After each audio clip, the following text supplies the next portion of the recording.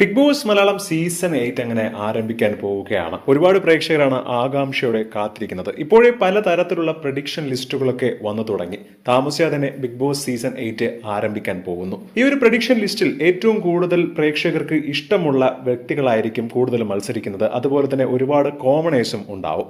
ആ ഒരു കൂട്ടത്തിൽ ആദ്യമായി ഇപ്പോൾ പ്രഡിക്ഷൻ ലിസ്റ്റിൽ പുറത്തു വന്നിരിക്കുന്ന ഒരു പേര് എന്ന് പറയുന്നത് സീരിയൽ താരമായ അമൃത നായരാണ്. ഒരുപാട് സീരിയലുകളിൽ അഭിനയിച്ചിട്ടുണ്ട്. അതുപോലെ തന്നെ മലയാളികൾക്ക് ഒരുപാട് ഇഷ്ടമുള്ള ഒരു വ്യക്തി കൂടിയാണ്. സോഷ്യൽ മീഡിയയിൽ എപ്പോഴും ആക്റ്റീവ് ആയിട്ടുള്ള അമൃതയ്ക്ക് ഒരുപാട് ഫാൻ ബേസുമുണ്ട്.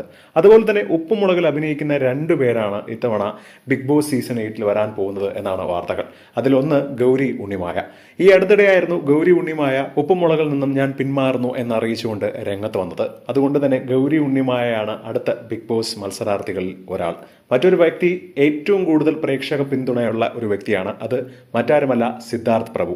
സിദ്ധാർത്ഥ് പ്രഭുവിന്റെ തിരിച്ചുവരവ് പ്രേക്ഷകർ ഒരുപാട് ആഗ്രഹിച്ചിരുന്നു ഉപ്പുമുളകിൽ.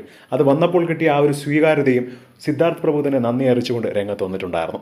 അതുപോലെ ബിഗ് ബോസ് സീസൺ 8 വരാൻ വേണ്ടിയാണ് ഇപ്പോൾ ഉപ്പുമുളകിൽ നിന്നും സിദ്ധാർത്ഥ് പ്രഭു വിട്ടുനിൽക്കുന്നത് എന്നുള്ള കാര്യവും എല്ലാവരും അറിയുന്ന ഒന്ന് തന്നെയാണ്.